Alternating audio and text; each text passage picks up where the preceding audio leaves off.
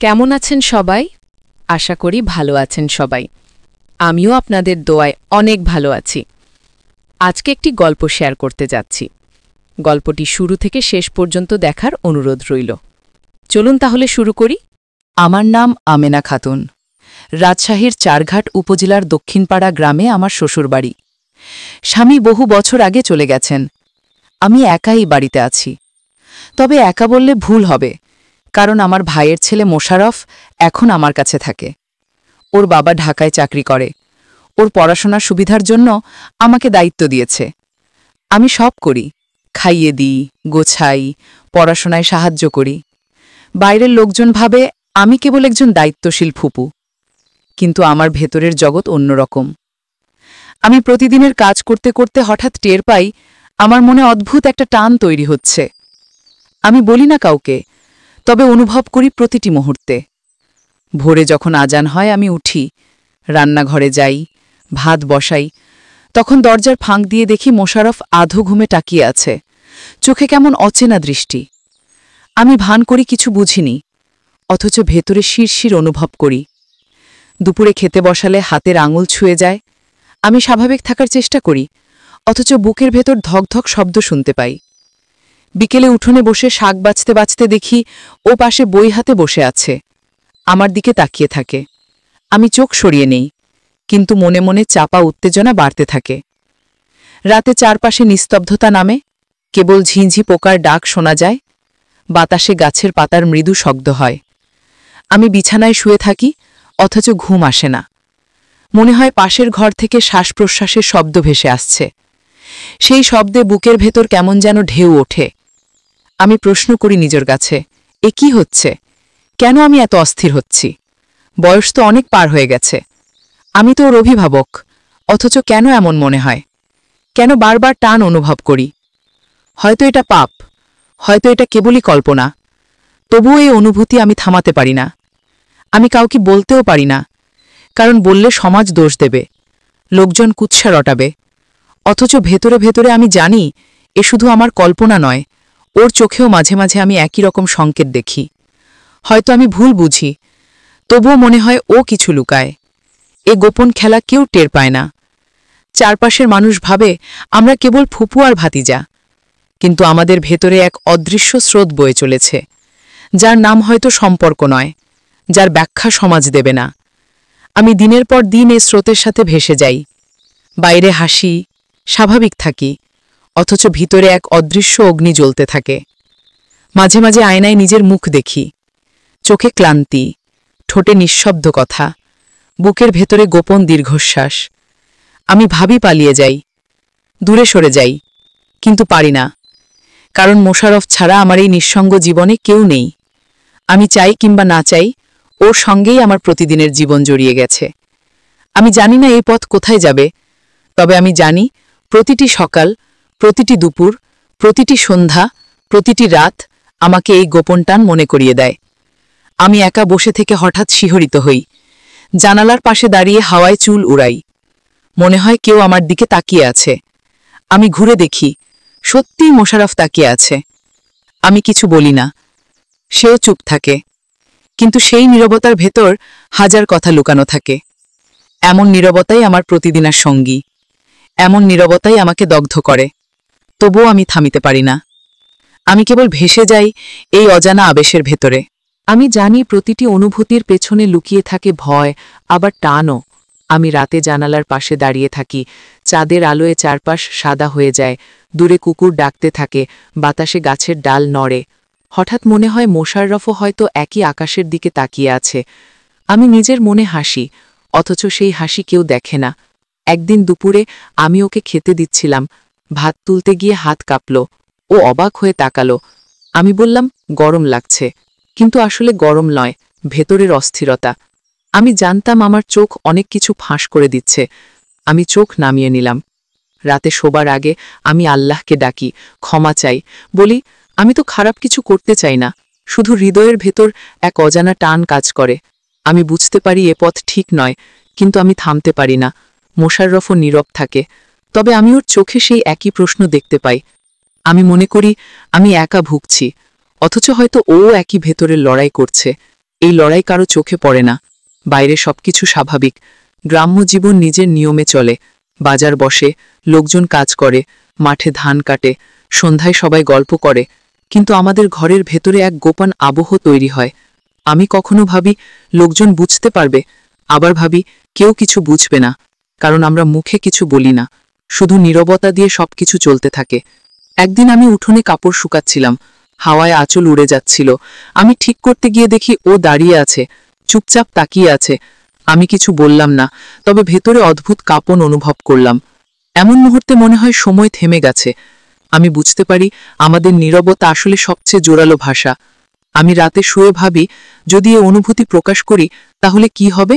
সমাজ আমাকে দোষ দেবে, পরিবার মুখ ফিরিয়ে নেবে, অথচ হৃদয়কে বোঝানো যায় না।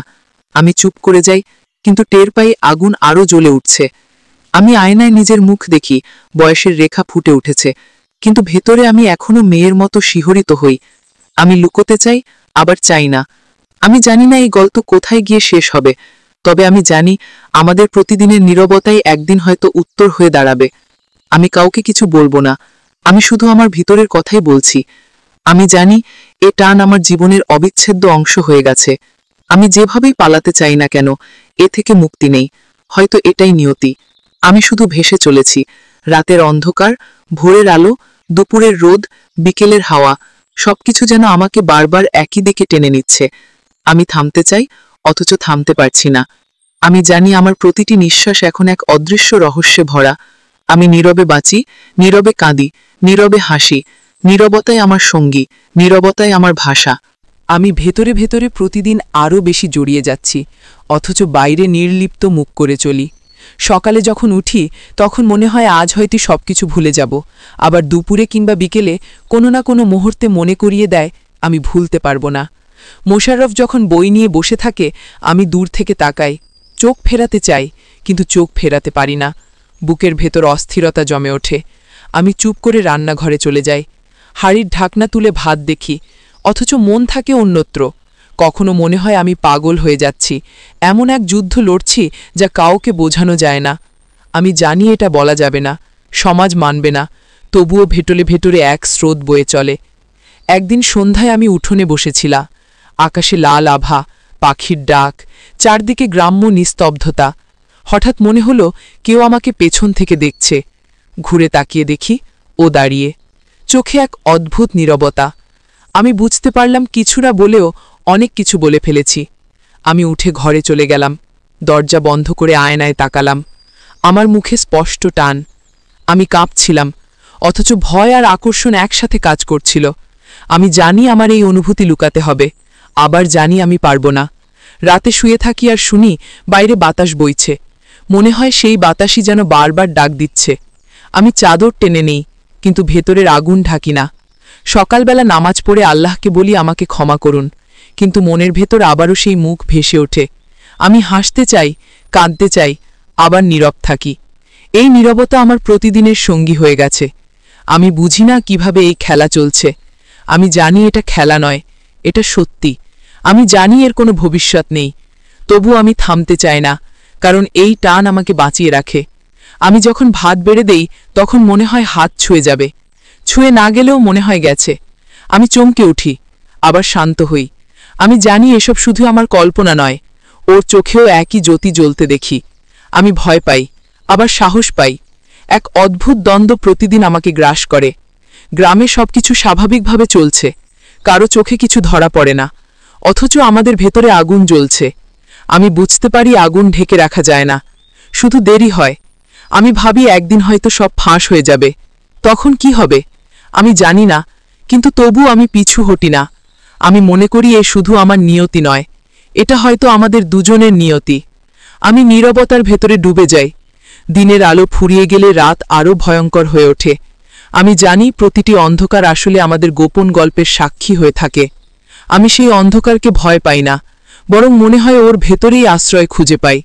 আমি ঘুমাতে চাই না, আবার ঘুম এড়াতেও চাই না। প্রতিটি স্বপ্নে সেই মুখ ফিরে আসে, প্রতিটি জাগরণে সেই চোখ ভেসে ওঠে। আমি জানি আমি আর বদলাতে পারব না।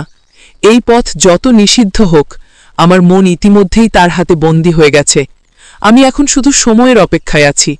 হয়তো একদিন সবকিছু ফেটে পড়বে, কিংবা হয়তো কখনো প্রকাশই হবে না, শুধু আমাদের নীরবতায় বেঁচে থাকবে। আমি জানি না কোনটা হবে, তবে আমি জানি আমার প্রতিটি শ্বাস এখন আর আগের মতো নেই। প্রতিটি মুহূর্তে আমি ওর সাথে গোপনে জড়িয়ে আছি। এটাই আমার একমাত্র সত্য। আমি বুঝতে পারি প্রতিদিন আমাদের নীরবতা আরও ভারী হয়ে উঠছে।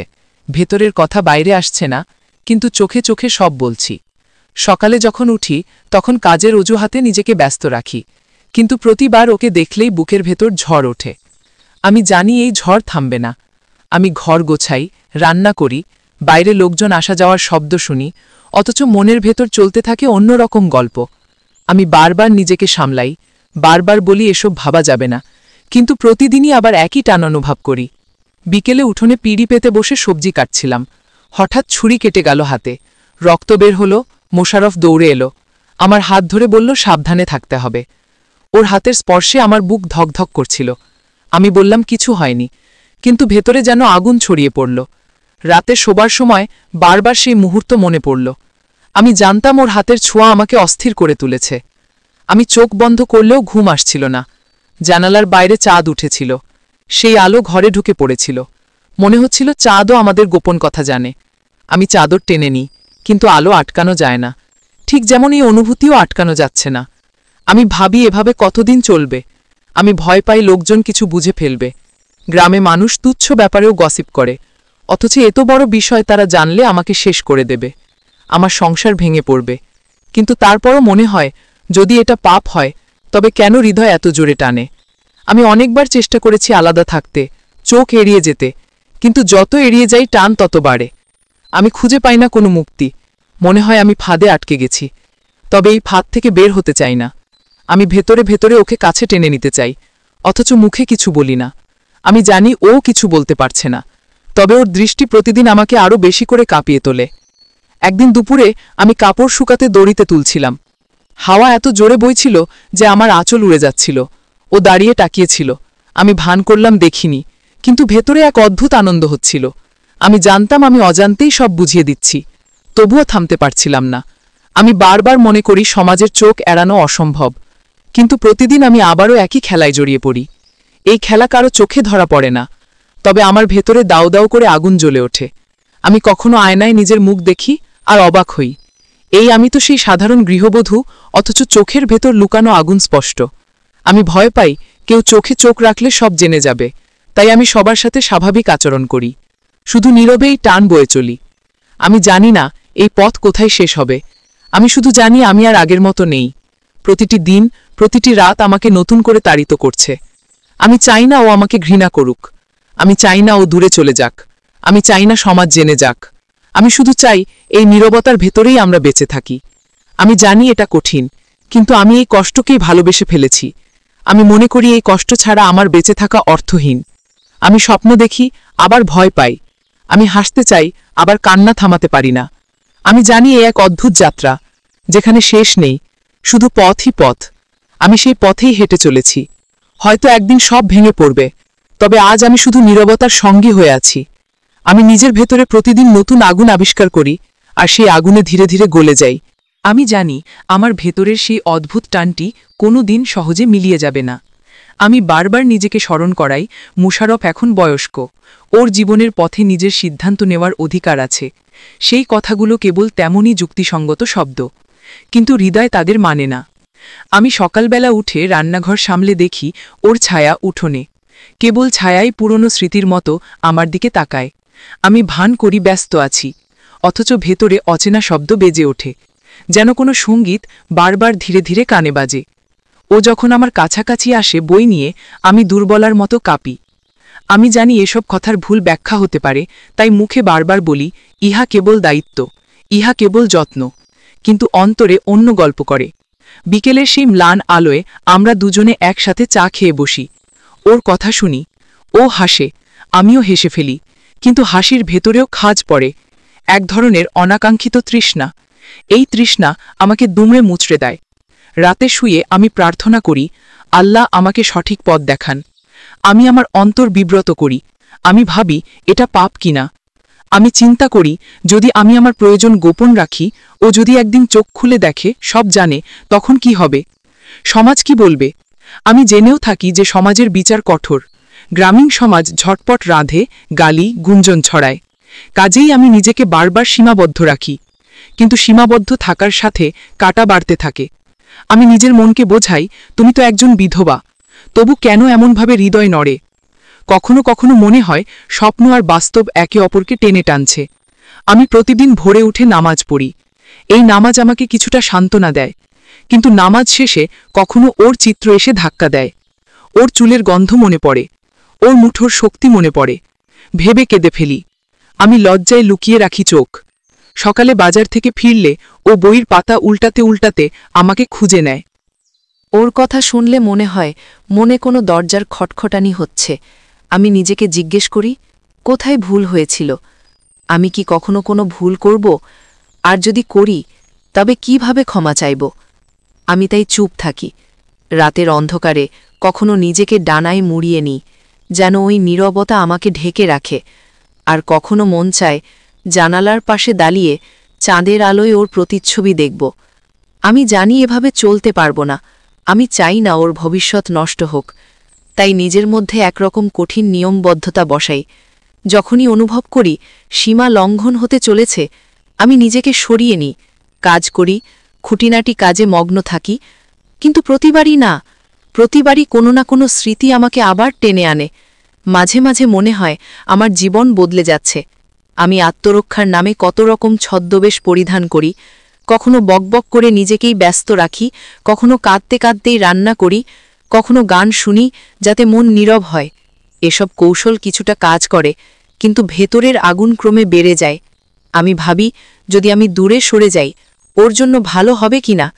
আমি জানি ওর পড়াশোনার ভার আমি থেকে দূরে থাকলেও কেউ নেবে, তবু আমার হৃদয়ে একাকিত্বে ভেঙে পড়ে। আমি নিজেকেই ভোতা করার চেষ্টা করি, বলি, আমেনা, দেখ, বাইরে মানুষ আছে, তাদের সেবা করো। নাতি নয়, প্রতিবেশীর অসুস্থ বয়স্ক দাদা আছেন, তাদের সাহায্যে মন লাগাও। তবু রাতে যখন ঘুম ভেঙে যায়, ওর স্মৃতি ফিরে আসে। কেবল স্মৃতি নয়, ওর উপস্থিতির অনুভূতিই আমার ভেতর ছড়িয়ে পড়ে। আমি কখনো চাই না কথা বলেন, কারণ কথাই সব যায় বলে মনে হয়, কথায় ভুল ব্যাখ্যা হতে পারে। তাই আমি নীরব থেকে যাই, আর নীরবতাই আমার ভরসা। আবার কখনো মনে হয়, যদি ওর সাথে সব খোলাখুলি করে বলি, হয়তো ওর সদিচ্ছা বুঝতে পারব, হয়তো ওরও ভিতরে কিছু আছে। কিন্তু আমি জানি এই রহস্য উন্মোচন করা দরকার হলে সেটা সবার সম্মুখে আলোড়ন তুলবে। আমি চাই না ওর পরিবার কষ্ট পায়, তাই আমার নীরবতা স্বেচ্ছায় নেয়া শাস্তি। অনেক রাত আমি আয়নায় তোর মুখ দেখি কতটা ভাঙা। আমি দেখি চোখে এক গভীর তৃষ্ণা, কোন পথে এগোবে জানি না। তবুও আমি প্রতিদিন সকালে উঠে নতুন করে চেষ্টা করি। আমার জীবন এখন আগের মতো শান্ত নৈব্য থেকে গেছে না। প্রতিটি পদক্ষেপে আমি নিজের অতীতকে ভুলে থাকার চেষ্টা করি, আবারও ফিরে পেয়ে নিজেকে ধমকাই। আমি জানি এই লড়াইয়ে কোনো সুরাহা নেই, তবুও প্রতিদিন সকালে সূর্য উঠলেই আমি নতুন সাহস নিয়ে কাজ শুরু করি। আর সেই কাজকর্মের মাঝেই মাঝে মাঝে পাই শান্তির টুকরো। তখন মনে হয় সত্যি বাঁচার মতো কিছু আছে। আর কিছুক্ষণের জন্য এই টানটা অচেনা আভাস হয়ে যায়। তারপরই আবার সন্ধ্যার নীরবতায় সব ফিরে আসে। আমি নীরবভাবে বাঁচি, নীরবভাবেই অপেক্ষা করি। কি হবে জানি না, শুধু জানি প্রতিটি নিঃশ্বাস এখন আগের মতো নয়।